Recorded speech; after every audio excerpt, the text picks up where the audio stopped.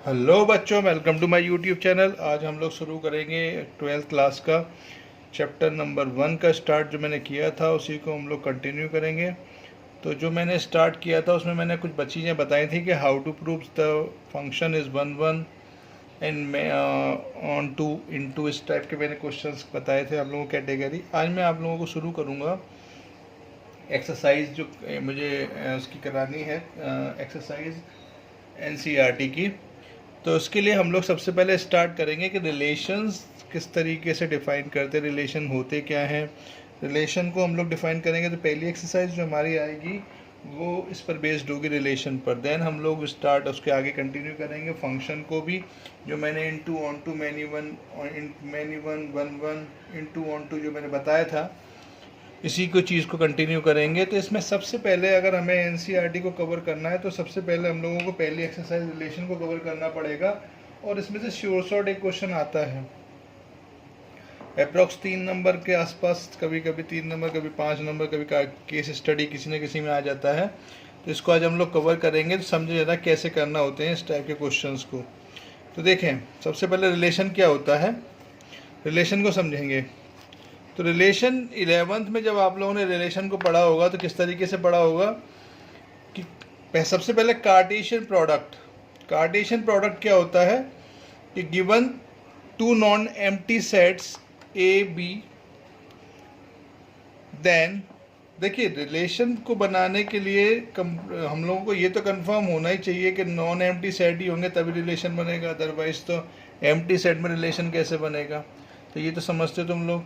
तो given two non empty set मैंने assume किया A and B, the Cartesian product, इनका कार्टेशियन प्रोडक्ट जो 11th में पढ़ा होगा आप लोगों ने, A cross B is the set of all ordered pairs A B where A belongs to A and B belongs to B. हम जब ए और बी में कार्टेशियन प्रोडक्ट देख रहे हैं तो जब हम इसमें देखते हैं तो ये कार्टेशियन प्रोडक्ट क्या डिफाइन करता है, किस तरीके से डिफाइन होता है कि set of all ordered pair A B. A B का मतलब ऑर्डर्ड पेयर समझते हो, फर्स्ट एलिमेंट, जैसे हम लोगों ने ऑर्डर्ड पेयर का भी लिखते थे, फर्स्ट एलिमेंट मैंने बताया था 2D में। अगर आप लोगों ने पढ़ा हो तो ऑर्डर्ड पेयर का मतलब होता है जो फर्स्ट है उसको हम लोग एब्सिसा बोलते हैं, एक्स जो होता है, और दूसरा होता है ऑर्डिनेट जिसे हम बाय बोलते हैं। ऐसे रिलेशन में भी हम लोग ऑर्डर्ड पेयर की फॉर्म में ही यहाँ पर एलिमेंट को लिखते हैं। तो यहाँ पर जो पहला एलिमेंट है वो ए सेट को बिलोंग करेगा और दूसरा बी सेट को बिलोंग करेगा।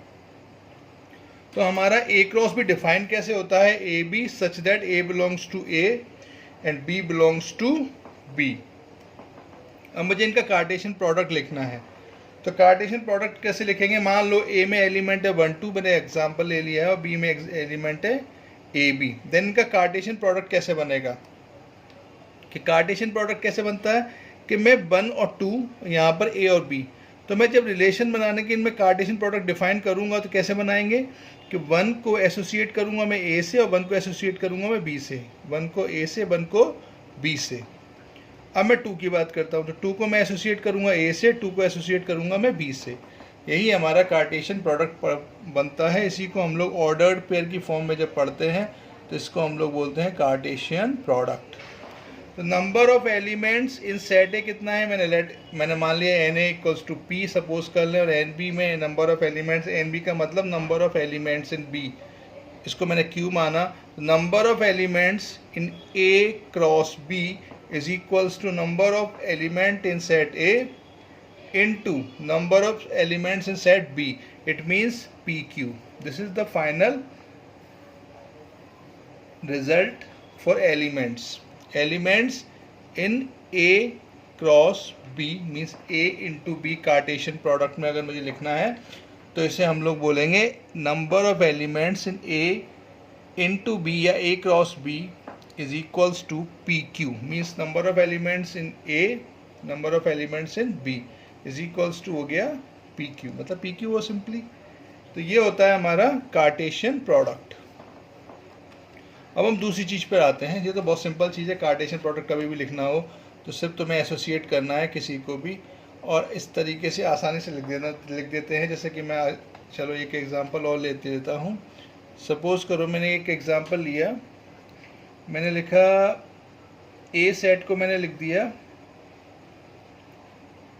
2, 3 और 4 और बी में लिख दिया हम सपोज करें 5, 6, 7। अब मुझे इसमें डिफाइन करना है ए इंटू बी। तो कैसे डिफाइन करेंगे? सिंपल है बहुत। कैसे डिफाइन करेंगे? ए क्रॉस बी। सबसे पहले हम 2 को एसोसिएट करेंगे 5 से, 2 को एसोसिएट करेंगे 6 से, 2 को एसोसिएट करेंगे 7 से। 2 का काम खत्म। अब हम क्या करेंगे? 3 को एसोसिएट करेंगे 5 से, 3 को एसोसिएट करेंगे 6 से, 3 को एसोसिएट करेंगे 7 से। 3 का काम खत्म। अब नेक्स्ट पार्ट आता है। अब मैं क्या करूँगा? 4 को लूँगा, 4 को एसोसिएट करूँगा 5 से, 4 को करूँगा 6 से, 4 को करूँगा 7 से। यही हमारा, और ये जो ऑर्डर्ड पेयर की फॉर्म में मैंने लिखा है, इसी को ही हम लोग बोलते हैं कार्टेशियन प्रोडक्ट। अब देखो, number of elements in set A is 3, number of elements in set B is 3। 3 into 3 कितना हुआ? 9। तो देखो total elements in A into B कितना होगा? 1, 2, 3, 4, 5, 6, 7, 8, 9। देखो टोटल 9 आ गए। यानी कि हम जो एक ऑर्डर्ड पेयर है इसको एक सिंगल एलिमेंट मानेंगे। किसको? ए क्रॉस बी, यानी ए इंटू बी का Cartesian product of A and B. ये होता है हमारा जो कंसेप्ट है कार्टेशियन प्रोडक्ट का। नेक्स्ट आता है मेरा, मैं बात करूँ रिलेशन की। कार्टेशियन प्रोडक्ट तो सिंपल है, इसको ध्यान रखना कैसे निकालते हैं। अब हम बात करेंगे रिलेशन की। तो रिलेशन क्या है? Every subset of A cross B means, अगर मैं सबसे पहले कार्टेशियन प्रोडक्ट देखूं ए क्रॉस बी, देन उसका जो सबसेट होगा, every subset of A cross B defined a relation from set A to set B. जितने भी सबसेट्स होंगे वो क्या डिफाइन करेंगे? रिलेशन को डिफाइन करेंगे। कहाँ से? From set A to set B. तो जब हमें पता है कि सबसे पहले मैंने ए क्रॉस बी निकाला, ए क्रॉस बी के सबसेट निकाले, तो जितने भी सबसेट बनेंगे टोटल, अब तुम लोगों को सेट का ये कंसेप्ट पता होगा, सबसेट कैसे निकालते हैं। Every set is a subset of itself. मतलब ये तो एक कंसेप्ट पता ही होना चाहिए। जितने भी किसी भी सेट के अगर मैं सबसेट निकालूंगा तो कितने आएंगे? 2 की पावर n। तो सबसेट निकालने हैं यहाँ पर। ये 11th का बेसिक कंसेप्ट है। तो every subset of A cross B defined a relation from set A to B. Subset को मैंने ये बताया, सिंबल मैंने तुम लोगों को अलग से समझा रखे हैं, तो वो सिंबल भी तुम लोग देख लेना। तो सिंबल को इस तरीके से लिखते हैं। तो ए क्रॉस बी के जितने भी सबसेट्स होंगे उनको हम बोलते हैं relation. If R is a relation from A to B, then इसको डिफाइन कैसे करेंगे? R such that A B belongs to A cross B. And इसको लिखते कैसे? A is related to A. R B का मतलब होता है A is related to B. अब यहाँ पर B is image of A under R relation है। तो बी को जब हम यहाँ से, मैंने ये भी बताई थे बात, यहाँ से हम यहाँ जाएंगे तो इसको बोलेंगे इमेज, और जब मैं उल्टा देखूँगा तो इसको हम बोलेंगे प्री इमेज। तो मैं यहाँ से देखो ए को बी, तो बी यानी ए से मैं बी को देख रहा हूँ, तो B is image of A under R relation. दोनों को जोड़ कौन रहा है? आर। रिलेशन कौन बना रहा है? आर। तो मैं बी से यहाँ से मैं यहाँ देख रहा हूँ, तो इसका मतलब ये हुआ कि बी क्या है? ए की इमेज है। तो B is image of A. और जब मैं यहाँ से उल्टा देखता हूँ तो इसको मैंने बताया था प्री इमेज बोलते हैं। तो ए को, अब मैं बी यहाँ से देख रहा हूँ, तो बी से ए को देख रहा हूँ, तो A is pre image of B under R. जब मैंने बताया था ये चीज़ कुछ इस तरीके से बताया था कि जब हम यहाँ से यहाँ देखते हैं, जैसे मान लें यहाँ पर ए है, यहाँ पर बी है, तो जब मैं यहाँ से यहाँ देखूँगा तो मैं कहूँगा B is image of A.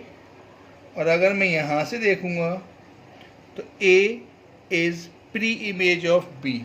A is pre image और B is image of A under R. जोड़ने वाला कौन है? आर। रिलेशन कौन बना रहा है? आर बना रहा है। तो इसे हमें समझना है ये छोटी छोटी चीज़ें तुम लोगों को 11th में बेसिक कंसेप्ट तुम लोगों को पता होने चाहिए। अभी तो ये 12th का है ही नहीं, ये तो मैं सिर्फ 11th का रिकॉल कर रहा हूँ। ठीक है, चलो अब मैंने मान लो एक मुझे रिलेशन लिखना है। कैसे लिखना है? a इक्वल्स टू 1 2 3 4 5 एलिमेंट ले लिया और b में ले लिया मैंने 2 4 5। Then find a relation r a is related to b such that, यहाँ कंडीशन दी है, such that a and b are coprime. a and b are co-prime where a belongs to a and b belongs to b। अब यहाँ पर condition दे दी, जब मैं relation को define करूँगा तो यहाँ पर कुछ कंडीशन दी है, और कंडीशन क्या है कि a and b are coprime, दोनों को-प्राइम होने चाहिए। अब को-प्राइम कैसे होते हैं? को-प्राइम मतलब, को-प्राइम की डेफिनेशन तुम लोगों को पता होना चाहिए, pairs of numbers having HCF is 1। ऐसे नंबर्स का पेयर, पेयर्स ऑफ नंबर मतलब ऐसे नंबर का पेयर जिनका HCF कितना हो जाए। अब ये तो मैं बात कर चुका हूँ, HCF तुम लोगों को पता होना चाहिए, जिनका HCF 1 होता है, ऐसे नंबर्स के पेयर को हम लोग बोलते हैं को प्राइम। जैसे को प्राइम को हम लोग रिलेटिवली प्राइम भी बोलते हैं। अब यहाँ पर नंबर्स का प्राइम होना कंपलसरी नहीं होता। जैसे मान लो मैंने 2 3 लिया, 2 3 इज अ को प्राइम बिकॉज 2 और 3 का HCF देखेंगे तो 1 आएगा। बट 2 and 2 आर नॉट को प्राइम बिकॉज यहाँ पर HCF कितना हो जाएगा? 2 हो जाएगा। तो 2 3 को प्राइम है, 2 4 को प्राइम नहीं है बिकॉज यहाँ पर भी HCF कितना आ जाएगा? 2 आ जाएगा। तो जहाँ पर HCF 1 होगा उसे हम बोलते हैं को प्राइम, अदरवाइज को प्राइम नहीं होते। को प्राइम को ही हम लोग रिलेटिवली प्राइम भी बोलते हैं, ये तुम लोगों को पता होना चाहिए। तो यहाँ पर मैंने क्या कहा कि मेरे पास जो एलिमेंट है वो किस तरीके से है, एक सेट A है जिसमें एलिमेंट है 1 2 3 4 5, अभी मैंने बताया था, और B में कितने हैं? 2 4 5। देखें जरा फिर से इसी क्वेश्चन को देखें, A में कितने एलिमेंट है? 1 2 3 4 5, और B में कितने हैं? 2 4 5। मुझे रिलेशन डिफाइन करना है, तो मैंने रिलेशन को डिफाइन करने के लिए क्या किया, यहाँ पर देखा कि A में है 1 2 3 4 5 और B में है 2 4 5। अब मैं रिलेशन बना रहा हूँ, लेकिन यहाँ पर कंडीशन क्या है कि A and B, A related to B होना चाहिए, लेकिन A and B are coprime, तो इनमें को प्राइम नंबर्स होने चाहिए। तो देखें जरा, 1 का 2 से रिलेशन होगा, सही है बिकॉज इनका HCF 1 आ रहा है। 1 का 4 से होगा, सही है। 1 का 5 से होगा, सही है बिकॉज देखो यहाँ पर 1 2 का HCF 1 आ रहा है, 1 4 का HCF 1 आ रहा है, 1 5 का HCF 1 आ रहा है। इसका 1 का काम खत्म। अब मैं 2 को जो एसोसिएट करूँगा, 2 का रिलेशन 2 से हुआ, 2 का रिलेशन जब 2 से करेंगे तो HCF 2 हो जाएगा। इस मीन्स 2 और 2 को नहीं ले सकते। 2 का रिलेशन 4 से किया, HCF 2 हो जाएगा, यानी 2 4 को भी हमें नहीं ले सकते।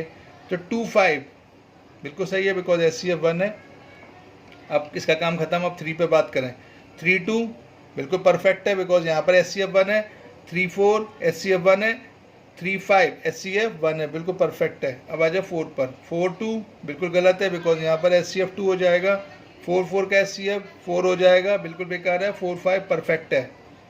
5 पर आ जाओ, 5 2 परफेक्ट है, 5 4 परफेक्ट है, लेकिन 5 5 परफेक्ट नहीं है बिकॉज यहाँ पर HCF 5 हो जाएगा। तो जब HCF 1 होगा, उन्हीं पेयर ऑफ नंबर्स को हम पकड़ेंगे, इसको हम बोलेंगे को प्राइम नंबर और रिलेटिवली प्राइम। तो ये मेरा रिलेशन बन गया। ये तुम लोगों को जरूरत पड़ेगी 12th में रिलेशन बनाने की। तो इस तरीके से मेरे टोटल रिलेशंस ये सब बन गए, मैंने एक दूसरे को एसोसिएट कर दिया। तो R अब यहाँ पर मेरा रिलेशन बन गया। अब यहाँ पर समझो, जब ये ऑर्डर्ड पेयर की फॉर्म में लिखा जाता है तो यहाँ पर देखो, वैसे भी समझो, जो पहले एलिमेंट होते हैं रिलेशन को जब पकड़ेंगे तो यहाँ पर जो पहले एलिमेंट होंगे इनको हम लोग बोलते हैं domain, domain of R। Relation जो बन रहा है मेरा, इसका डोमेन मुझे निकालना है। तो जो पहले एलिमेंट होते हैं इसको हम बोलते हैं डोमेन। ध्यान रखेंगे रिपीटेड एलिमेंट्स नहीं लिखे जाते। तो domain means a set of input होता है। इनपुट मतलब जो पहले एलिमेंट है। इस पर और भी डिटेल में बात करेंगे फंक्शन में। लेकिन रिलेशन का अगर डोमेन देखेंगे तो जो पहले एलिमेंट है उनको पकड़ लो। तो देखो 1 2 जो भी सेट होता है उसमें रिपीटेड एलिमेंट नहीं लिखे जाते। 3 4 देखो 5 पहले पहले एलिमेंट मैंने ये वाला बॉक्स कवर कर लिया, इसको बोलेंगे domain of are.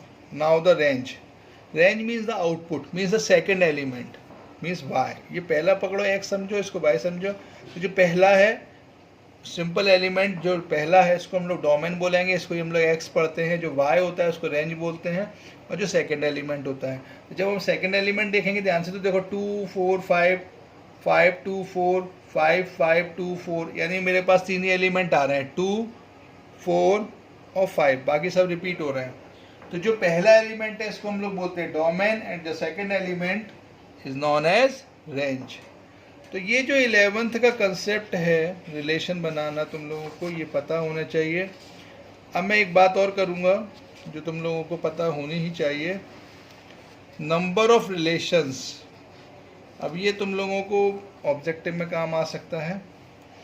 Number of ways of selecting a subset of A cross B, that is Cartesian product. Simple समझो कि जब भी मैंने बात की थी कि रिलेशंस जो होते हैं, relation is a subset of A cross B. सबसे पहले बताओ, ए में एलिमेंट मैंने माना पी, बी में एलिमेंट कितने हैं क्यू, तो number of element in A cross B कितना होगा, पी क्यू। सिंपल कंसेप्ट है, ये मैं अभी बता चुका हूँ।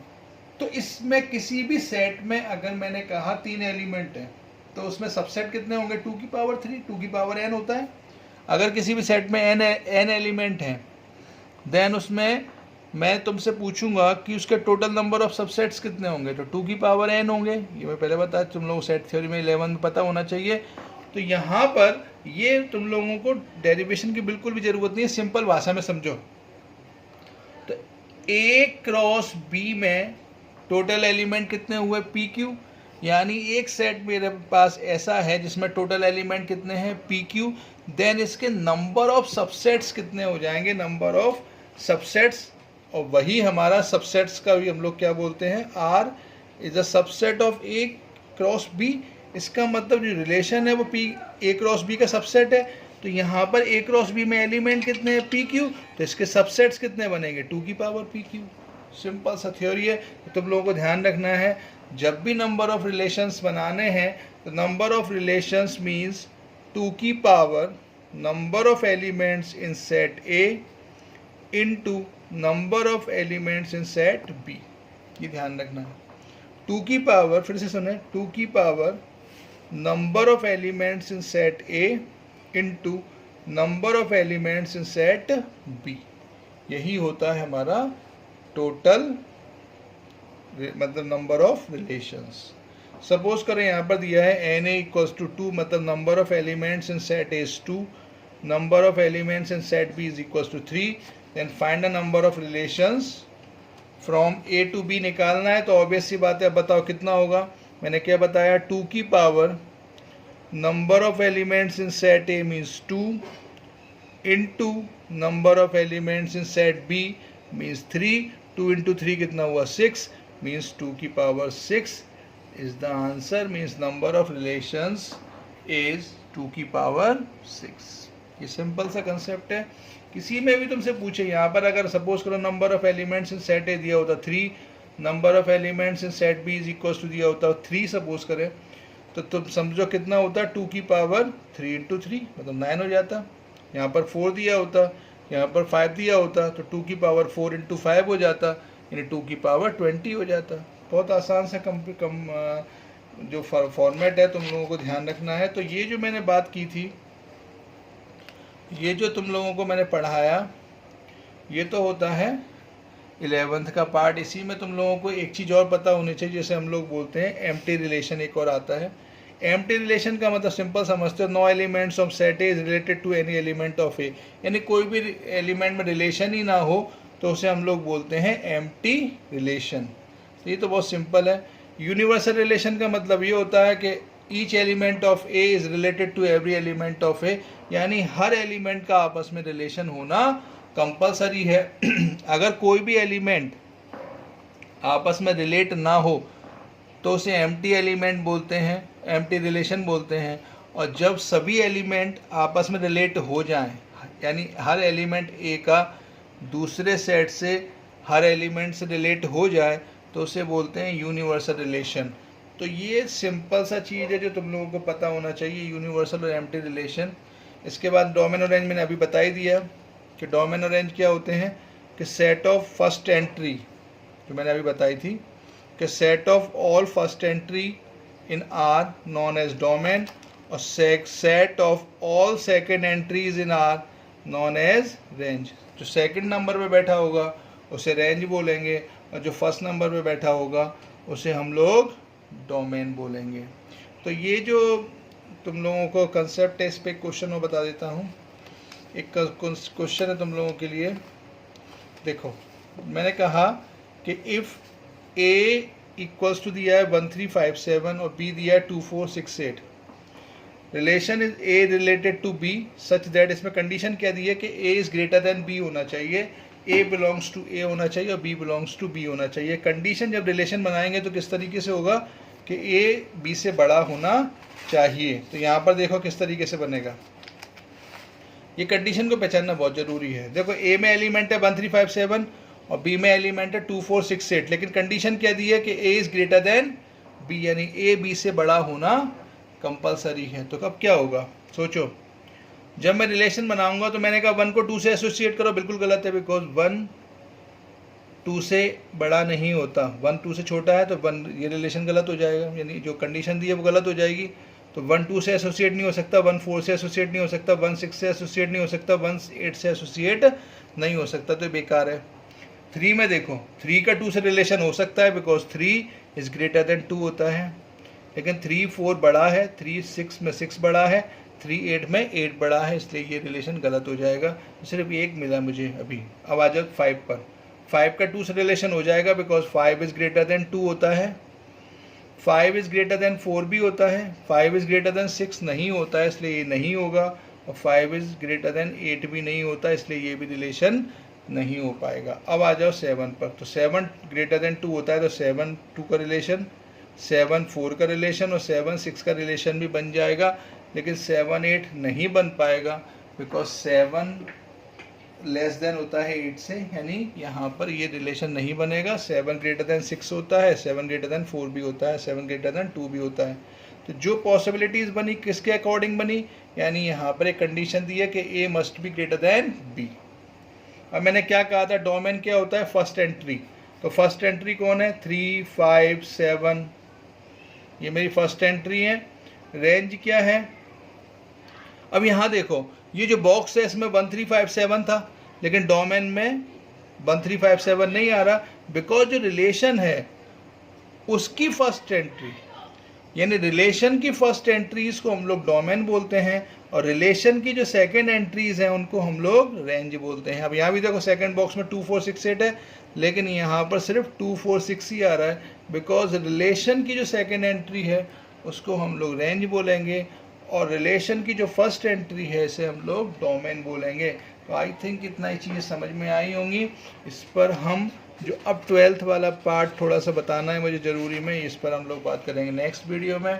इसको देखें, समझें, और कोई प्रॉब्लम आए तो डिस्कस करें। इसको ज़रूर देखें 1-2 बार बिकॉज ये चैप्टर बहुत तुम लोगों के लिए ज़रूरी है।